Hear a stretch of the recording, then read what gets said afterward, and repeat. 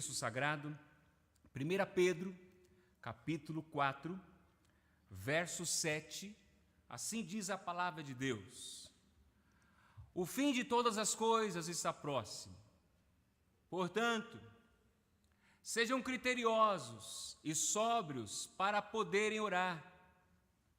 Acima de tudo, porém, tenham muito amor uns para com os outros, porque o amor cobre a multidão de pecados.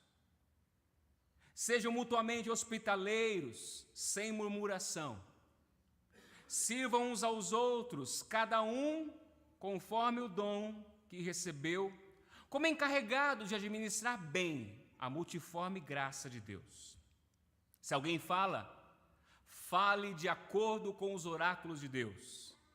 Se alguém serve, faça-o na força que Deus lhe dá, para que em todas as coisas Deus seja glorificado por meio de Jesus Cristo, a quem pertence a glória e o domínio para todo o sempre. Amém. Santo Deus, temos hoje a oportunidade de prestar culto ao Senhor. Temos a oportunidade de engrandecer o Teu nome, fazê-lo conhecido através deste culto, onde cantamos, onde oramos e onde agora, Senhor, expomos a Tua palavra. Reconhecemos a Tua grandeza, reconhecemos o Teu poder, reconhecemos a Tua soberania, como cantamos a Tua formosura, a Tua santidade. Senhor, Tu és maravilhoso. Mesmo sendo um Deus grande e poderoso, o Senhor olha para nós e se compadece de nós. Pai, que nesta manhã o Teu Santo Espírito nos conduza ou continue a nos conduzir para que possamos compreender a Tua palavra, para que possamos recebê-la, a preciosa semente que é lançada agora nos corações. Seja, Senhor, ministrada a todos que me ouvem, e que o Senhor prepare, que os corações sejam preparados e quebrantados para recebê-la, Senhor, e os frutos possam ser dados. Pai querido, obrigado pela oportunidade que o Senhor nos dá, de poder engrandecê-lo e exaltá-lo. Obrigado porque podemos dar a Ti a glória e a honra, através de tudo o que realizamos nessa manhã. Fala conosco, traz luz e clareza aos nossos corações, e guia-nos nesta manhã, nesse momento, no nome de Jesus. Amém. Meus irmãos, eu gostaria de começar esse sermão fazendo uma pergunta e respondendo ela. E na segunda vez eu gostaria que você respondesse comigo essa pergunta. E a pergunta é a pergunta 4 do chamado Catecismo Nova Cidade. Esse Catecismo Nova Cidade é um livro de devocionais preparado pelo pastor falecido há pouco tempo, Timothy Keller. Verdade de Deus para nossos mentes e corações, ou corações e mentes. Eu gostaria que você, na segunda vez que eu ler ou perguntar, você leia comigo, ou todos juntos vamos ler a resposta. A pergunta e a resposta é o seguinte: como e por que Deus nos criou? Eu vou responder primeiro, na próxima vez vocês vão responder comigo. Deus criou-nos, homem e mulher, à sua própria imagem, para conhecer, amar, viver com Ele e glorificá-lo. É totalmente justo que, se fomos criados por Deus, vivamos para a sua glória.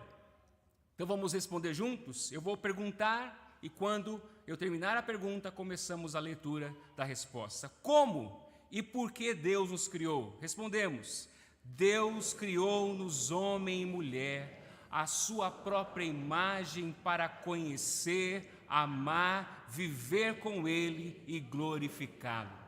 É totalmente justo que, se fomos criados por Deus, vivamos para a sua glória. Meu irmão, minha irmã, todo artista, quando ele cria algo, quando ele vai fazer algo, com certeza ele sempre buscará fazê-lo com excelência. O que eu quero dizer com isso? Todo artista buscará fazer algo com qualidade, ele procurará fazer algo com cuidado, habilidade, fazer o melhor que ele pode, fazer bem feito. E por quê? Um dos motivos é porque ele quer mostrar para as pessoas o melhor do seu trabalho. Mas lembrando também que o seu propósito, o seu objetivo, normalmente, com essa arte, com aquilo que ele está fazendo ou irá fazer, é honrar alguém, é homenagear um terceiro, muitas vezes. Por exemplo, quando um músico que compõe uma canção para homenagear alguém muito querido dele, e talvez esse alguém muito querido seja o seu mentor. O que é o mentor? Aquele que o ensinou e o inspirou no seu talento musical. Mas esse músico pode fazer uma canção também para aqueles que ele ama muito, o seu pai, a sua mãe, os seus avós, um amigo querido. Ou também, muitas músicas compostas para homenagear alguém muito importante da sociedade, que marcou a sua geração, entre outros exemplos que poderíamos dar. O que eu quero dizer com isso nesse início, o que eu estou tentando dizer, meus irmãos, é que tudo o que fazemos na vida, tudo o que realizamos, sempre fazemos com um propósito, sempre fazemos com um objetivo. Tudo o que fazemos sempre terá um objetivo, mesmo que esse objetivo seja nós mesmos. E como é bom ver, como é bom contemplar coisas bem feitas, como é bom ver coisas bem executadas, a arte bem executada, e de tão bem executadas que às vezes até parece fácil de fazer, não é verdade? Já viu aqueles artistas que fazem as coisas tão belas, e você vê ele começando a fazer, e de repente você fala assim, acho que eu consigo fazer. Porque é bem feito, é bem executado. Ele faz com facilidade, ele faz com destreza, de forma hábil. Eu acredito, meus irmãos, assim como eu, quando você vê alguém fazendo algo bem feito, por exemplo, pessoas que restauram carros. Eu gosto muito de assistir restaurador de carros, motos. Gosto também de ver de pessoas construindo ou transformando casas. Gosto de ver bastante também pessoas cantando bem, tocando bem, seja um instrumento solo, seja uma orquestra, seja uma banda. E eu acredito que assim como eu, você assistindo essas coisas, causa em nós aquele sentimento de uau, como assim? Que maravilha! E por que nós temos esse sentimento, essa sensação de espanto, de admiração? Um dos motivos, meus amados irmãos, é que nós fomos criados por Deus, fomos formados por Deus para admirar o belo. O ser humano foi criado por Deus para admirar o que é bem feito ou executado. Nós somos criados para contemplar as coisas belas da vida. Não é assim que nos sentimos também quando contemplamos, por exemplo, uma bela paisagem? Aqueles que gostam de mar, aqueles que gostam de montanhas, aqueles que gostam de plantas, árvores. Há pouco tempo, muitas árvores amarelas, rosas, brancas, e passamos nas ruas e admiramos a beleza. Mas, infelizmente, meus irmãos, e é importante lembrar disso, por causa do pecado, tudo foi manchado. Tudo foi manchado, inclusive a nossa maneira de fazer as coisas. E mais ainda, foi manchada também a nossa maneira de contemplar as belezas da vida. E seja fazendo ou admirando algo, a nossa tendência é de fazer e admirar, muitas vezes com desejos egoístas. E você concorda comigo que essa realidade é triste? Porque há coisas tão belas, a beleza existe, e a beleza deve ser contemplada. Mas por causa do pecado, aquilo que fazemos ou aquilo que admiramos, a nossa tendência é admirar ou fazer com desejos egoístas, soberbos, orgulhosos. E eu pergunto a você, como seria um mundo onde tudo o que fazemos, como seria um mundo onde a nossa admiração não estivesse manchada pelo egoísmo, pela soberba, pela maldade. Você já parou para pensar como seria o mundo sem o egoísmo, sem maldade no coração, sem maldade na nossa forma de fazer, de admirar, de ver, de enxergar? Com certeza, quando vemos o mundo como está, quando analisamos e enxergamos nossas maldades, nós vemos quão triste essa realidade é. Mas, como a palavra nos ensina, graças a Deus, essa realidade pode mudar. Essa realidade pode mudar e, na verdade, melhor ainda, ela já começou a mudar. Essa realidade começou a mudar quando o próprio Deus, o Criador de todas as coisas, e lembre-se de Gênesis agora, capítulo 1, Deus quando cria tudo, Ele diz que tudo é bom. Tudo que Deus criou é bom, belo, perfeito.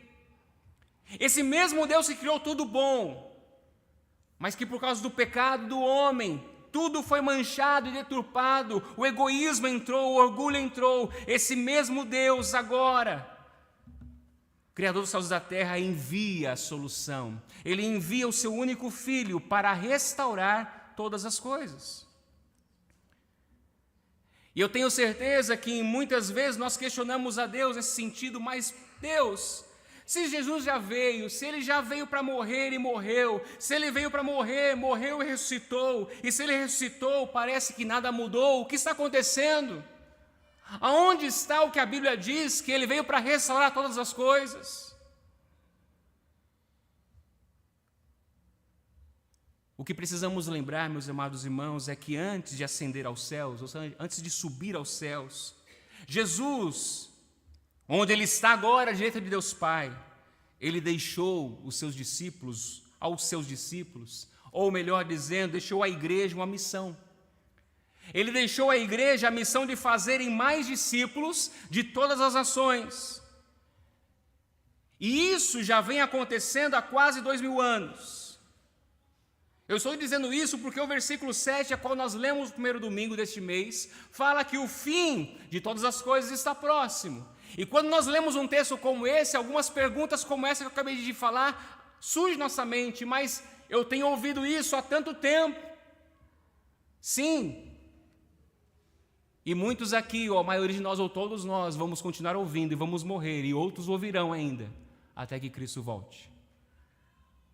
Mas a realidade é que há quase 2000 anos, Jesus deixou uma ordem, uma missão. A igreja é invisível, como aprendemos no mês passado. O que é a igreja invisível e a visível? A invisível é a igreja de todas as épocas e lugares, que é formada pela igreja visível, ou seja, a igreja local, as igrejas locais. Essa igreja invisível é a nova sociedade que Jesus inaugurou após a sua ressurreição. A nova sociedade, onde estes não somente vivem hoje com Ele, mas viverão eternamente no mundo perfeito. O que eu quero dizer, meus amados irmãos, é que através da igreja de Deus, por meio de Jesus Cristo, e no poder do Espírito Santo, que o mundo ao nosso redor precisa enxergar como e por que Deus criou o ser humano. Até que Cristo retorne para buscar a sua igreja, e um novo céu e uma nova terra, onde habita a justiça, surgirá. Meus irmãos, mesmo que o mundo não saiba do porquê e para que tudo foi criado, porque muitos não sabem. Muitos acreditam na teoria da evolução, mas mesmo que o mundo não saiba o porquê e para que o mundo foi criado, ou porque tudo foi criado, o que precisamos lembrar nessa manhã é que o cristão sabe. E por saber, o nosso dever, meu irmão, minha irmã, é viver uma vida que mostre isso. O mundo precisa ver em nós. Tudo o que fazemos, Deus deve ser glorificado. É isso que o apóstolo Pedro nos desafia nesses versos. Nos desafia a glorificar a Deus. O mundo de perseguição, o mundo de sofrimento, o mundo de guerras, o mundo de atrocidades, É neste mundo que Jesus nos deixou para proclamar a sua verdade e para viver uma vida de um reino que já está estabelecido. Jesus veio, ele já estabeleceu o seu reino e ele está vencendo os seus inimigos. A igreja está avançando e nós, como peregrinos, estamos nessa caminhada.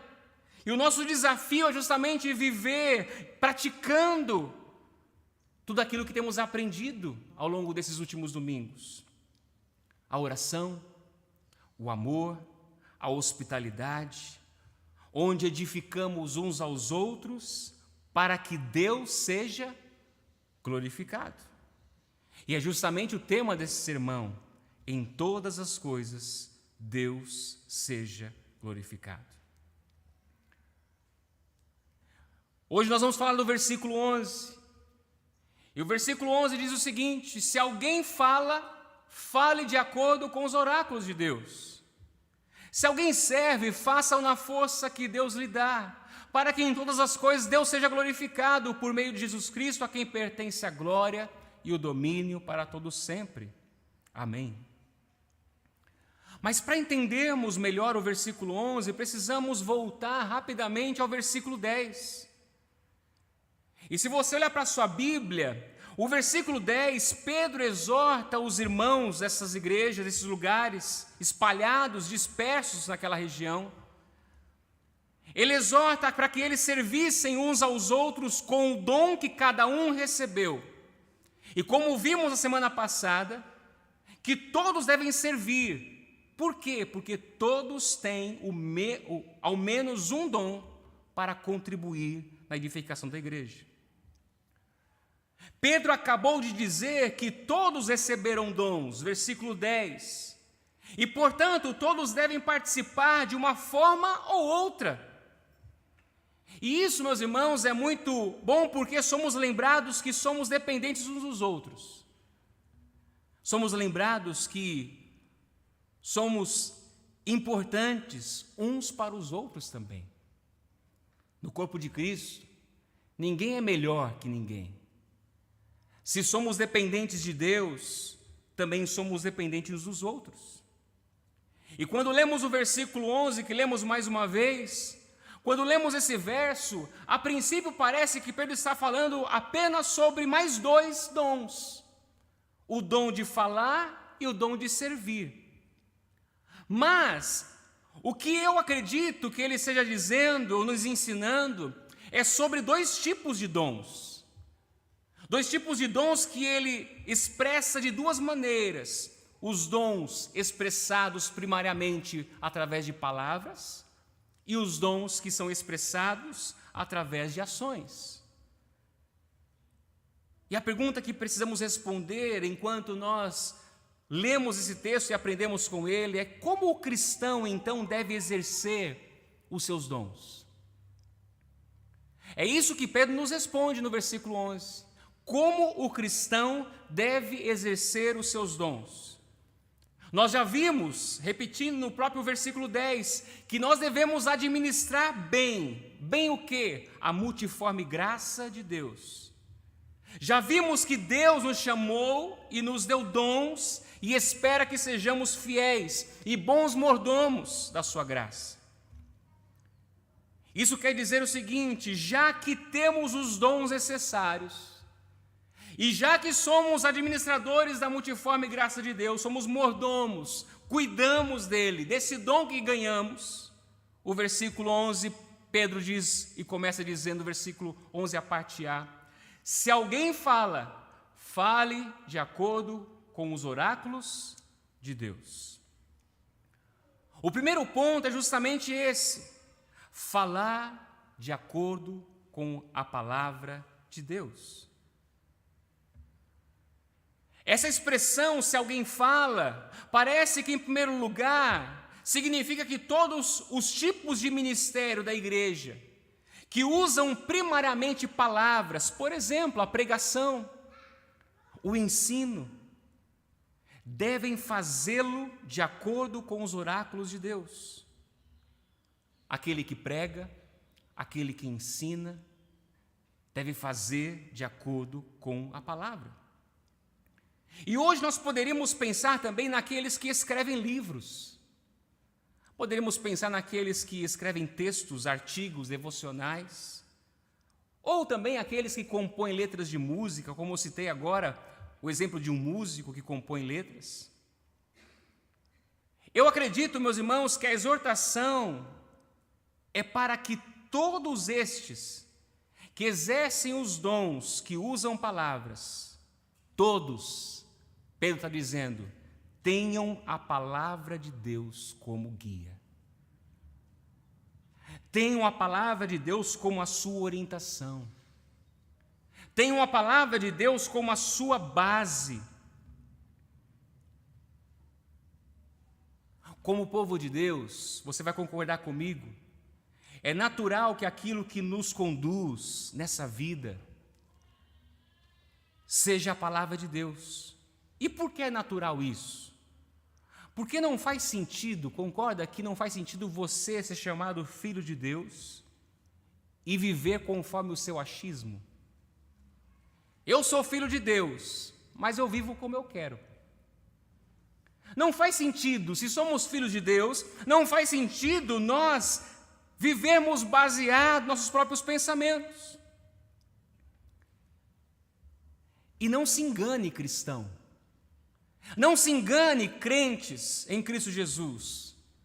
Porque é tentador, mesmo cristãos, querermos seguir o nosso próprio coração. Por isso que Pedro nos alerta sobre isso. Aquele que fala, não fale segundo o que você acha. Aquele que fala, não fale segundo os seus pensamentos. Aquele que fala, fale segundo os oráculos de Deus, ou de acordo com Ele. Não podemos nos enganar, meus irmãos, nosso coração é enganoso. Não podemos ensinar o que achamos melhor para as pessoas. E muitos ensinam o que acham melhor, primeiro, porque quer agradar os seus ouvintes.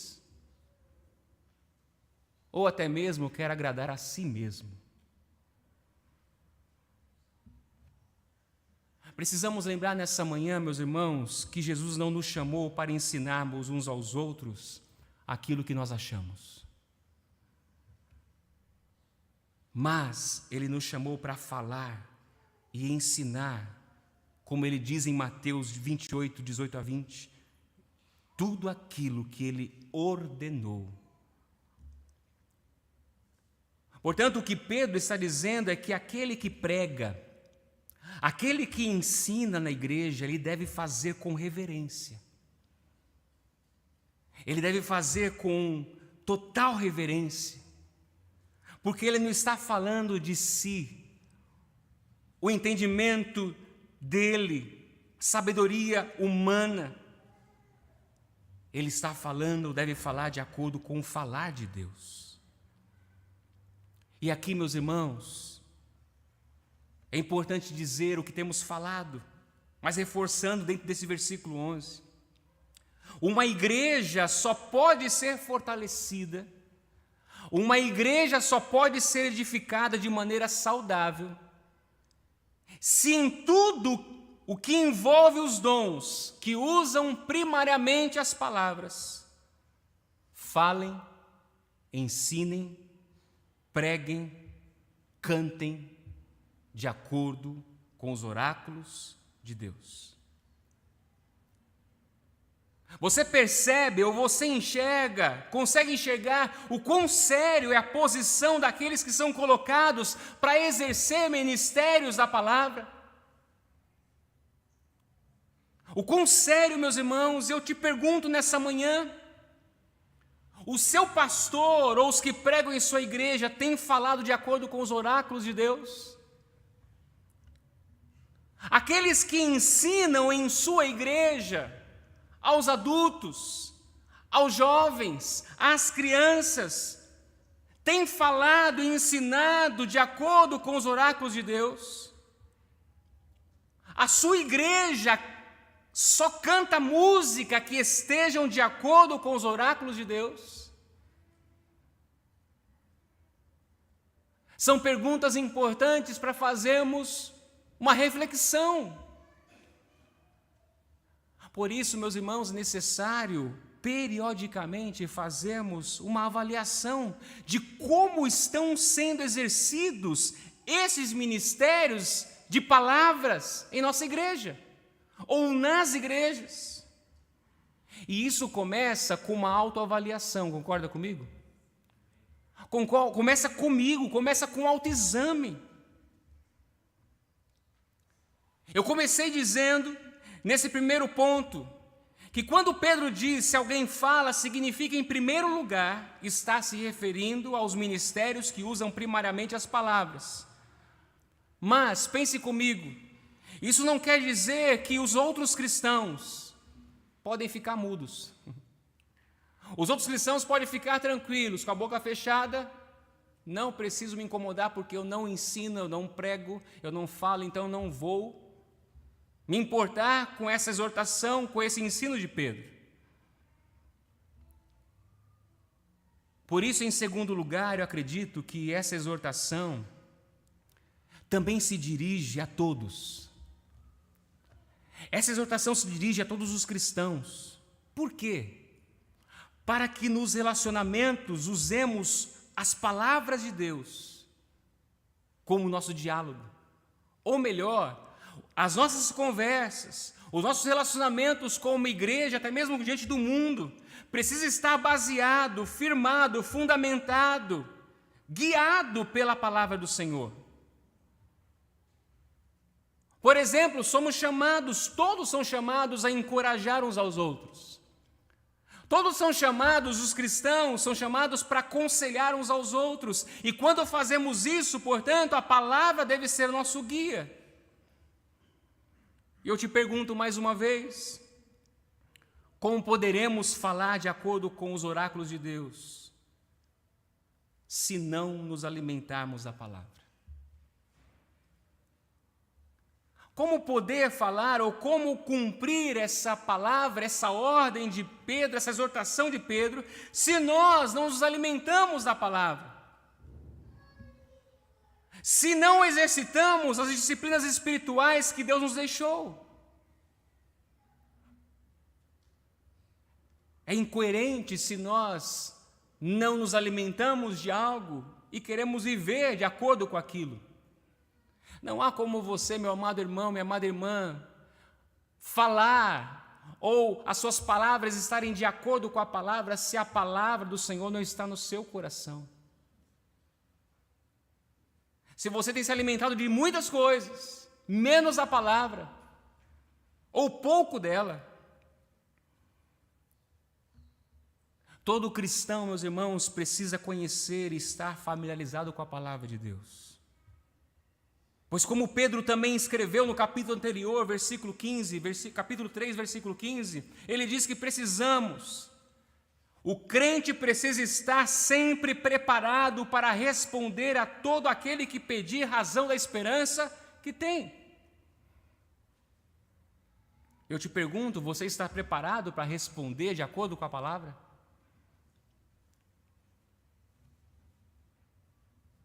Um exemplo que podemos dar dentro da palavra de Deus é um homem chamado Estevão.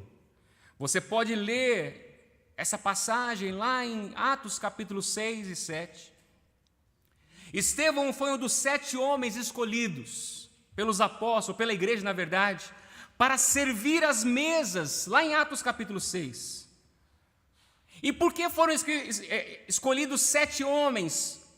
Para que os apóstolos se dedicassem a 2 ministérios importantes, a oração e a palavra. E quando lemos essa passagem de Atos 6, pode parecer que eles, Estevão e os outros, não precisassem mais, então, conhecer tanto a palavra, meditar na palavra de Deus. Mas o capítulo seguinte, quando Estevão foi agarrado pelo povo, levado ao sinédrio, aos líderes judeus, onde foi apresentado contra ele falsas testemunhas. O interessante é ver no capítulo 7 que Estevão não temeu aquele momento. E mesmo não sendo um dos apóstolos, mesmo sendo aquele que estaria servindo a igreja servindo à mesa ou servindo à igreja. Esse homem, não temendo, mostrou que ele conhecia a palavra de Deus. E antes dele morrer, e lembre-se, ou saiba que essa morte foi uma das piores mortes. Você já pensou você morrer apedrejado? Esse homem foi apedrejado até a morte, mas antes dele morrer, Estevão expôs um dos mais belos sermões relatados em Atos dos Apóstolos. O que eu quero dizer com essa ilustração ou com essa lembrança da palavra de Deus?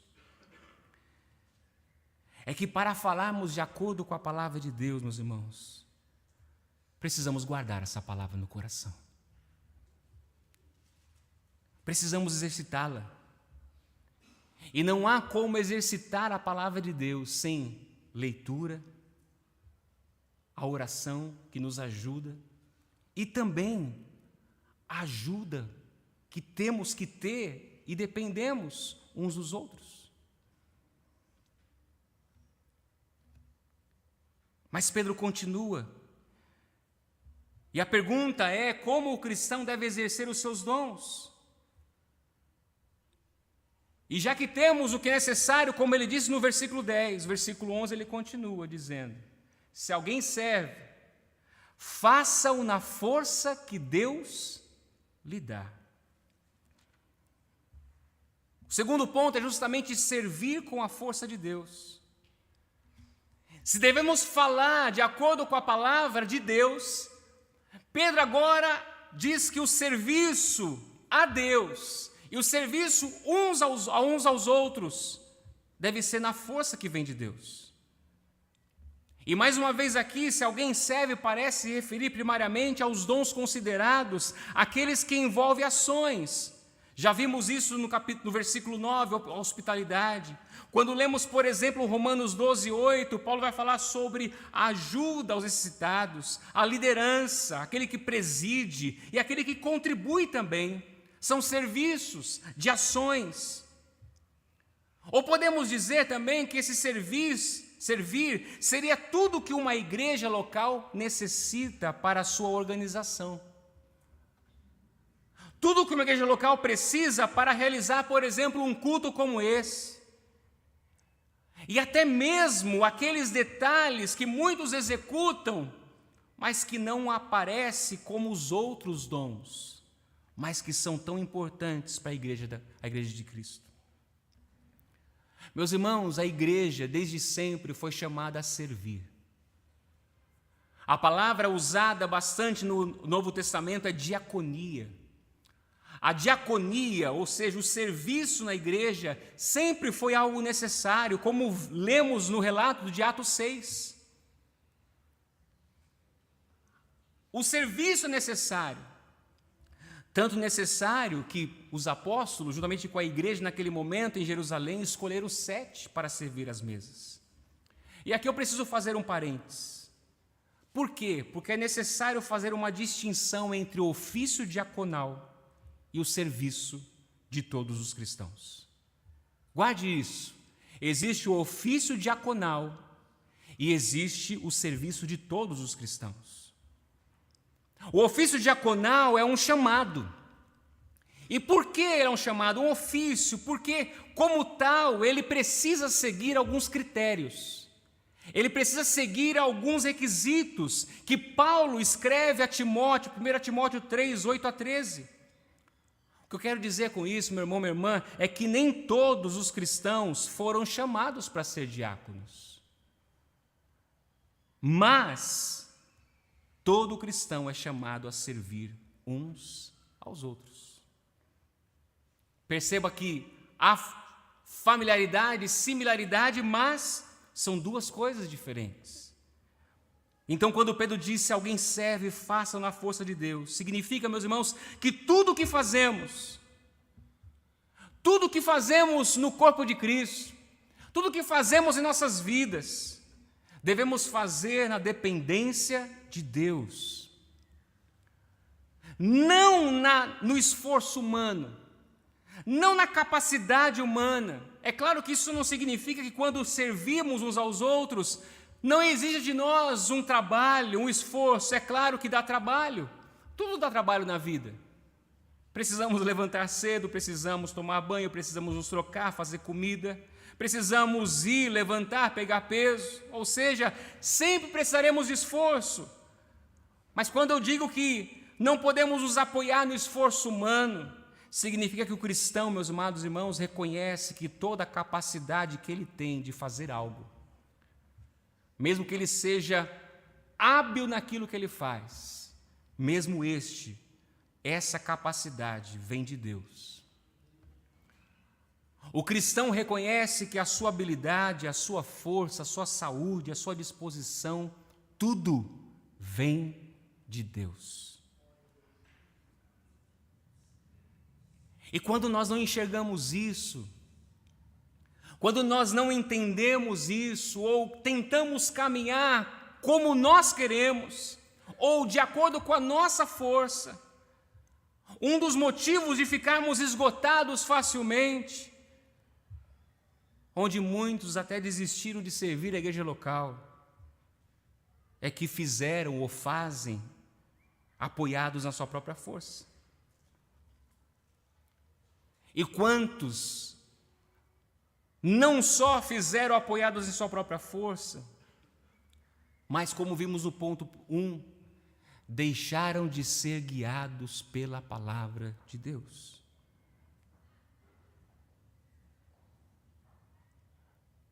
Não buscando em Deus o seu renovo, não buscando em Deus o ânimo, não buscando em Deus a alegria. Será que só eu sinto muitas vezes o peso do cansaço? E não digo o cansaço físico apenas, o peso espiritual. O que Pedro está nos ensinando aqui, meus irmãos, é algo maravilhoso.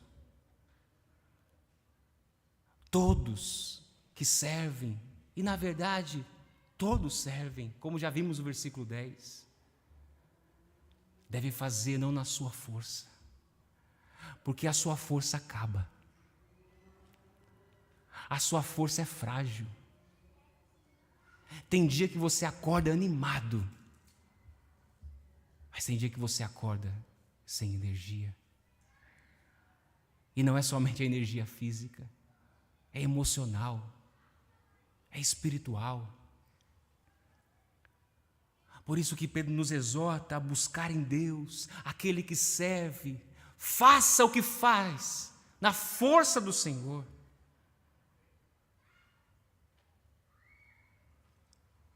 Quando uma igreja, meus irmãos, serve com seus dons, dependendo sempre de Deus, buscando dele tudo o que precisa, não há como não haver outro resultado a não ser unidade, comunhão, uma igreja saudável, forte. Por quê? Porque é dessa igreja, ou desses membros, dessa comunidade, a sua força vem de Deus. E sabe qual é o nosso maior exemplo a respeito disso? Nosso próprio Senhor Jesus Cristo. Jesus, quando veio ao mundo, ele mesmo diz lá em Marcos 10:45, ele não veio para ser servido, mas ele veio para servir. E melhor ainda, lembrando de João 13, 1-17, Jesus, meus amados irmãos, prestes a enfrentar o sofrimento e a morte, horas antes de ser preso para ser açoitado, para ser crucificado, horas antes ele está com seus discípulos, com uma jarra de água na mão, com uma toalha, com uma bandeja para lavar os pés daqueles 12 homens, onde um deles era o seu traidor.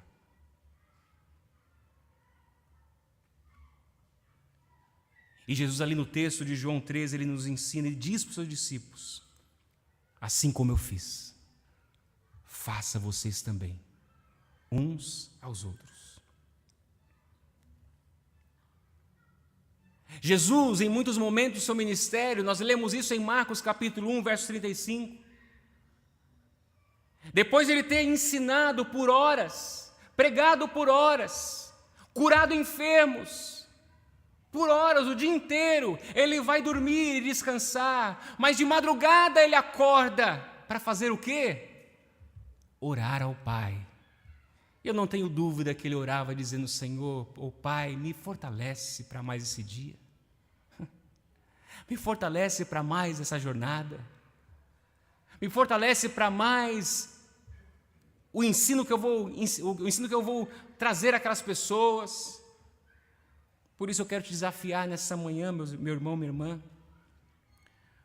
a você que já serve de alguma maneira a igreja, a sua igreja, e muitas vezes se sente cansado.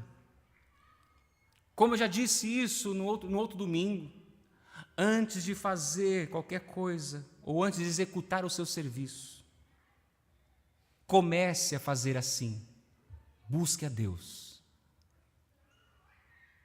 É lógico que seria muito melhor durante a semana você já se preparando para isso. Mas, por exemplo, se você serve aos domingos, às portas, ou em qualquer outro ministério, é importante que você busque de Deus força, sabedoria, alegria, ânimo. Porque do contrário, a nossa carne, o nosso desejo, ou na verdade a nossa natureza vai apresentar-se para as pessoas e para Deus com um bico desse tamanho. Eu tenho que ir, é para Deus, Deus vai entender. Deus conhece o seu coração, meus amados irmãos.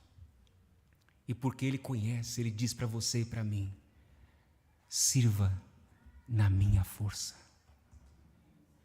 não na sua força. Porque quando servimos na força de Deus, mesmo cansado, nós temos ânimo para fazer. Mesmo cansado, nós nos alegramos por sermos servos de Deus. Eu digo isso por experiência. Nem todo domingo eu estou aqui pronto fisicamente para estar, mas a cada domingo de madrugada, eu oro pedindo: Senhor, se o Senhor não estiver comigo, tudo será vazio. E pela graça de Deus, há um renovo, vem um renovo. Por isso eu te aconselho, te desafio a fazer isso. Você que serve em tantas áreas da igreja, faça isso. E a você que não está servindo como você deveria, e você sabe que deveria servir a sua igreja, é amanhã, mais uma vez, de você entender que você tem um dom, ou que você tem dons. E o dom não é para você, o dom é para o outro. E se ele é para o outro, você precisa exercitá-lo, colocá-lo em prática. Por isso hoje, peça a Deus ou busque a Deus em oração, pedindo que renove a sua vida, renove o seu coração, renove a sua alegria em servir. Porque Ele é poderoso para restaurar. Ele é poderoso para mudar a história. Ele é poderoso para nos dar um novo ânimo e uma nova alegria a cada dia. Mas qual o propósito de tudo isso? Falar de acordo com os oráculos de Deus, servir na força de Deus. Versículo 11, Pedro responde: para que em todas as coisas Deus seja glorificado. Por meio de Jesus Cristo, a quem pertence a glória e o domínio para todos sempre. Amém. Nosso terceiro e último ponto é justamente glorificar a Deus em todas as coisas. Meus amados irmãos, Pedro está nos ensinando que cada palavra que pronunciamos e cada ação que colocamos em prática precisa refletir a glória de Deus. O viver do cristão tem esse propósito: refletir a glória de Deus. Por isso, tudo o que ele faz Lembra-se do artista do início? Tudo que o cristão faz deve ser feito como um bom artista executando a sua arte. Tudo que o cristão faz deve ser com excelência, com habilidade. Mas diferente do mundo, não para a sua própria glória. Diferente daqueles que não têm a Cristo, não para a sua própria glória. Fazemos com excelência, fazemos com habilidade, fazemos com alegria, com amor, mas fazemos com o propósito de glorificar a Deus. E mesmo que todos vejam, ou que muitos vejam, não tem como não ver, quando fazemos algo belo, as pessoas veem. Quando fazemos algo bem feito, as pessoas vão ver. Mesmo que todos vejam, mesmo que admirem aquilo que fazemos, mesmo que aplaudam, o cristão deve saber de onde vem a sua força, de onde vem a sua habilidade, de onde vem o seu dom. Por isso, sabendo, ele sabe para quem dirigir a glória e o louvor. Então, o que precisamos ser lembrados hoje, meus amados irmãos, é que a glória não é nossa. Por isso que Pedro fala, para que em todas as coisas Deus seja glorificado, ou seja, para que a glória não seja do homem. Imagina comigo se a capacidade, a habilidade que nós temos de nos expressar, se a força que temos para realizar tantas coisas em nossas vidas viesse de nós mesmos. Eu pergunto, de quem seria a honra? Quem seria exaltado se tudo que nós temos viesse de nós mesmos? E abrindo um parênteses aqui, até mesmo o mundo não cristão, com seus diversos dons, esses dons também vieram do mesmo Deus. Só que eles não dão glória a Deus. Eles querem a glória. Pense, meu amado irmão, se nós que conhecemos a palavra de Deus e sabemos quem é Deus, quem Deus é, se nós que somos quem somos, filhos dele, somos tentados a buscar a glória para nós mesmos, quanto mais o mundo ao nosso redor. E aqui é importante lembrar, o mundo está como está, porque desde o Éden o homem quer ser como Deus. O homem quer ser Deus, e eu digo para você, nada mudou.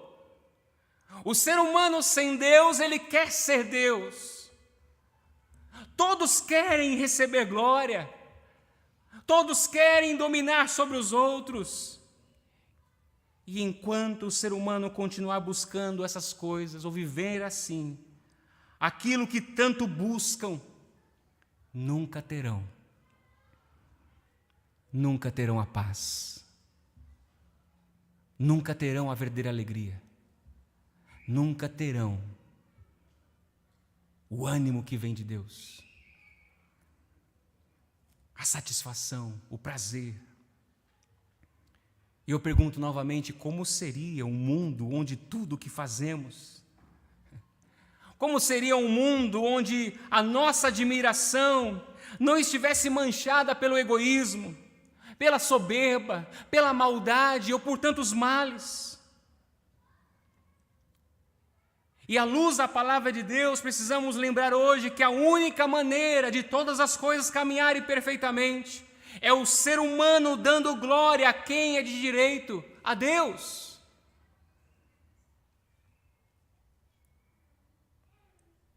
E só há um lugar em que isso acontece.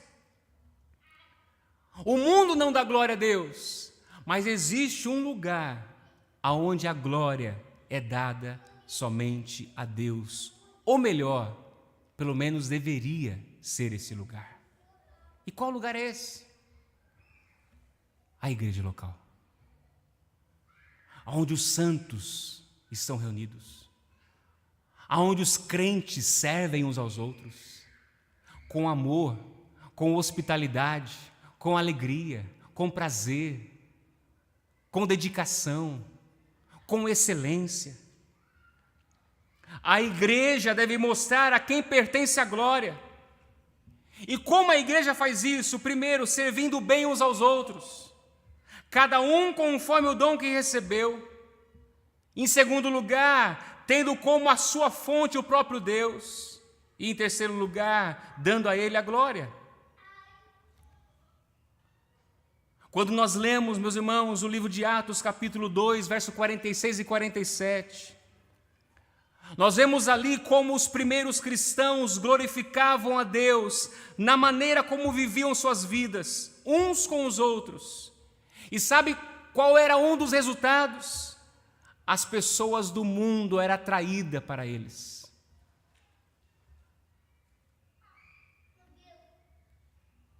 Como você tem servido a Deus?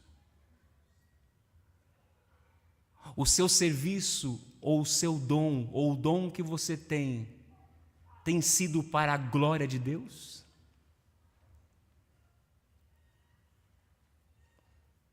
Se não tem sido, será que as pessoas podem olhar para você e dizer, aí está um cristão? Ou por causa de você, eles desejarem conhecer quem é esse Deus que muda a vida, que restaura, que traz alegria, porque Ele vai ver em você muitas vezes os mesmos problemas que Ele tem também. Eles verão em nós que nós sofremos, nós choramos, nós perdemos, nós falhamos, nós caímos, levantamos. Mas eles precisam ver em nós uma força que não é natural. Eles precisam ver em nós uma alegria que não vem do homem, que não vem das riquezas. Eles precisam ver na igreja, no povo de Deus, o amor. Eles precisam ver no povo de Deus uma atitude que os atraia para saber ou conhecer quem é esse que restaura, quem é esse que fortalece. Os nossos irmãos de Atos dos Apóstolos viviam dessa maneira. As pessoas eram atraídas, e o texto diz no verso 47 do capítulo 2, que por causa disso o Senhor ia acrescentando os que iam sendo salvos. Uma igreja, meu amado irmão, minha irmã, que vive essa verdade, que vive o amor uns com os outros, a hospitalidade, que ora uns com os outros e uns pelos outros, que servem com amor, com excelência, o que fazem na força do Senhor e de acordo com a palavra de Deus. O resultado é conversões, a sua família sendo alcançada pelo Evangelho, os seus amigos sendo alcançados pelo Evangelho. Qual era o segredo desses homens, dessas mulheres, primeiros cristãos? Na verdade, não existia segredo. Esses primeiros cristãos de Atos estavam apenas imitando o Senhor Jesus Cristo. O que eu quero dizer, meu irmão, minha irmã, é que quando nós imitamos Jesus, muitos serão atraídos para Deus, e o próprio Deus será glorificado.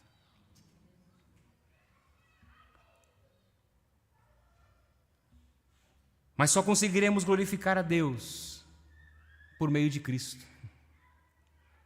Não há como você e eu glorificarmos a Deus por nós mesmos.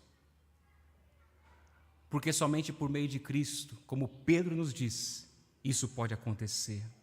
Por isso ele encerra, como já lemos e leremos novamente, para que em todas as coisas Deus seja glorificado por meio de quem? De Jesus Cristo, a quem pertence a glória e o domínio para todos sempre.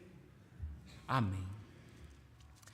E eu quero encerrar, meu amado irmão, minha irmã, lendo Filipenses capítulo 2, verso 5 a 11.